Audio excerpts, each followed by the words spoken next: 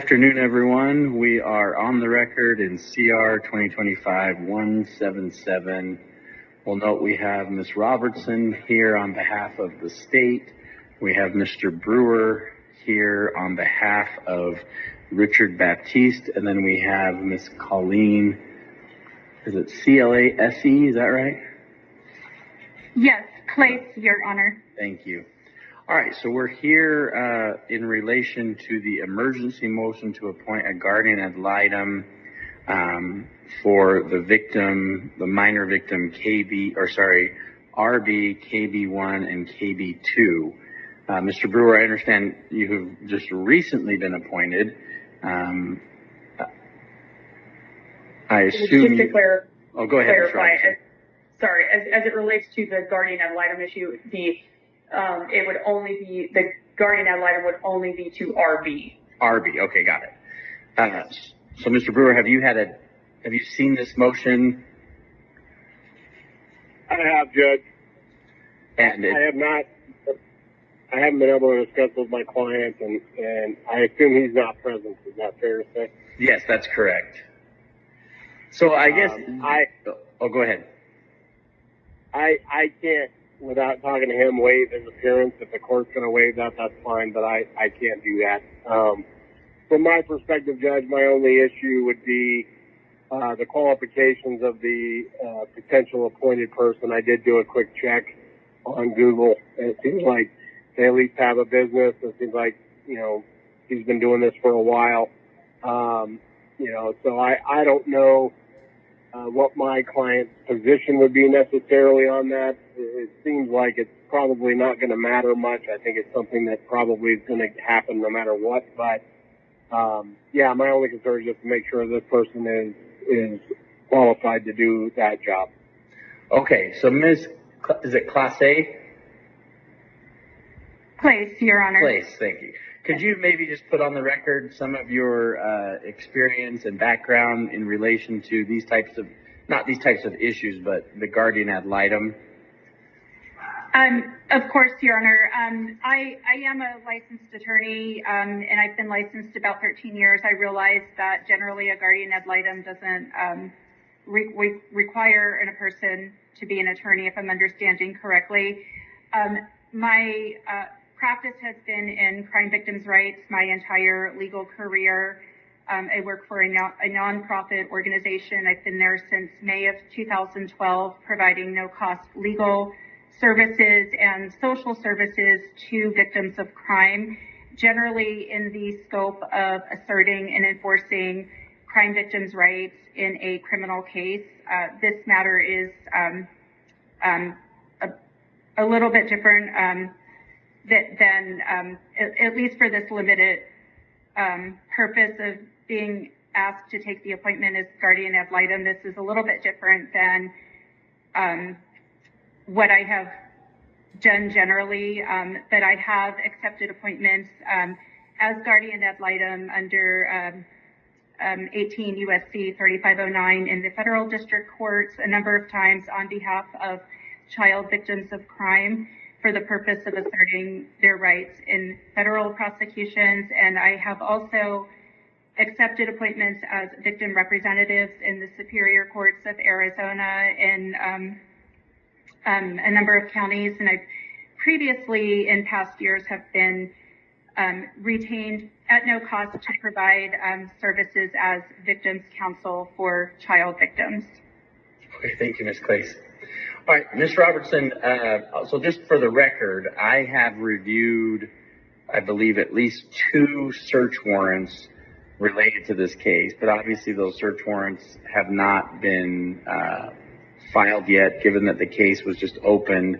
So can you just put on the record, Ms. Robertson, again, it doesn't need to be crazy detailed, but at least put on the record the state's allegations related to Mr. Baptiste as it relates to RB and the basis for why the state's requesting this emergency motion to have the guardian ad litem appointed versus her father. Yes, sir. I'd be happy to. Your Honor, this case stems from a child abuse incident. It's incredibly severe child abuse. The injuries to the minor child are egregious. She has bruising all over most of her body. She had a subdural hematoma that resulted in her being declared brain dead by medical staff. She was flown from the Winslow Hospital to Phoenix Children's Hospital, where she's been on life support measures since Sunday. And since that time, Your Honor, the Department of Child Safety did not take the minor victim into their custody. They took her two brothers into their custody, but not her. And so it's unclear why. I have not been given a clear answer to that question. But regardless, it has created an issue as it relates to who is making decisions on behalf of the minor victim in her current state. And they're specific as it relates to this motion as to organ donation matters. They're monitoring her brain activity based on my conversations with representatives from Phoenix Children's Hospital. It's my understanding that they are going to be ending life support measures today.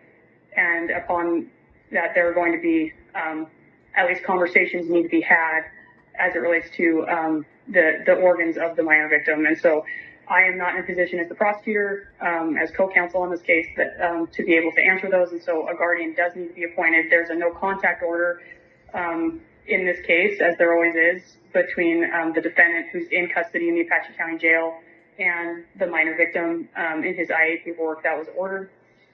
And so it creates a communication issue between the hospital and anybody who is legally allowed to discuss these matters. And so that is the general basis for why we are asking this to be made. And then also there's just the simple facts that he is the perpetrator. He's the one who, as soon as the victim is deceased, the state will be filing first-degree murder charges. The current complaint is attempted murder, but we will be amending that complaint to first-degree murder as soon as we get confirmation that the life support measures have ended. And is there any, just again, quick summary of the evidence that you've gathered? And again, this is not obviously an evidentiary hearing, but just a emergency hearing regarding the appointment of a guardian ad litem. But just a quick summary of any of the evidence that shows in the state's belief that Mr. Baptiste was the perpetrator against KB needing this intervention. Your Honor, as I mentioned before, she had severe bruising over a majority of her body, especially in the pelvic region. It was incredibly severe, but she also had some markings on her head. And again, she had the subdural hematoma that led to her current state in the hospital, and ultimately will lead to her death, presumably based on the information we've received from medical staff. However, the suspect, the defendant, was interviewed by law enforcement. He was read his Miranda rights. He was interviewed. During the course of that interview, he admitted to beating the minor victim with a belt. He admitted that it was excessive force. Those were his terms that he used. And during the search warrant that was executed in this matter, the belt that he described was located, and it was seized as evidence, and that will be sent for testing. There's additional information, Your Honor, like on the victim's body that appears at this point in time to medical staff to potentially be burns, maybe perhaps cigarette burns. Those were also located on the two brothers' arms. They also had what appeared to be cigarette burns. Cigarette butts were found on scene, and they were collected as evidence. So that's all pending testing in this matter. But those are all that's some of the evidence, and then we've collected cell phones as well as other materials that will all be sent for testing, Your Honor. There is a potential. We've been told by some medical staff that it appears to be there appears to be sexual trauma, but those charges have not yet been filed because we are conducting some follow-up and collecting evidence as it relates to those. Okay. All right. So just again, really quickly, for the purposes of the record. Obviously, this was an emergency motion. In the process of the court is aware that the victim is now on life support, and it sounds like at any moment may be having that life support withdrawn. It does, without this order, it would create the odd situation where the person who is at least accused of horrific violence against a child would be the one being contacted by the hospital. So the court, pursuant to... Oh, go ahead, Mr. Burr. I just heard a lot of information, some of which is new, and so if I could just respond to that a little bit. I haven't seen a piece of paper regarding a police report or anything. I have been provided some information from the prosecutors handling the case, and I appreciated that. But it is a little concerning. I also was advised that the child had run away and had been in contact with other individuals during this time, and questionably whether or not any of that conduct occurred out of the father's home. I'm also concerned that DCS did not intervene. Is there not a dependency petition filed for this child who is in the hospital? That just seems very bizarre to me. Do they have more information that I do not have that would suggest that perhaps the father is not the perpetrator? Those are some concerns that I have, and I'll just raise those kind of in the dark, but that does cause some concern. The other issue wouldn't it be DCS that would normally take the helm with regard to any kind of making decisions on that level? I guess since they haven't filed a dependency action, or at least it doesn't sound like they have, that would probably hold that up. But that concerns me that they haven't filed that. So I'll put that on the record, Judge. Thank you. Okay. Thank you, Mr. Brewer. Respond briefly to that. Sure. It's not that they aren't filing one. They might be filing one. They may be filing one in the next few days. I know they have sent a DCS caseworker to interview the defendant, or at least start conducting an investigation into the jail. One of the caseworkers notified me that was going to occur. So I think they are aware that the defendant is the alleged perpetrator in this matter. They had an open DCS case file on this family, and they are aware of his admission as well. Okay. Well, again, we're only here for a very limited purpose of Guardian Ad Litem with respect to addressing organ donation. The court will recognize, of course, that this is the beginning of a criminal case, the beginning of an investigation, but the court does have, and I'll give you the citation. So it's Stewart v. Superior Court. It's 163 Arizona 227. That's the kind of the quickest case I found that gives a court, including a criminal court, recognizing the power and the duty of the court to act in the child's best interest.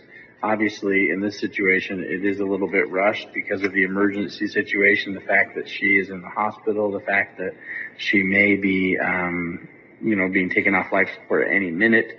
So based on the information the court has, as well as Ms. Classe's qualifications and the fact that the request is to a very limited scope, the court will grant the state's motion for emergency appointment of a guardian ad litem with respect to the victim RB for, again, the limited purpose of addressing organ donation.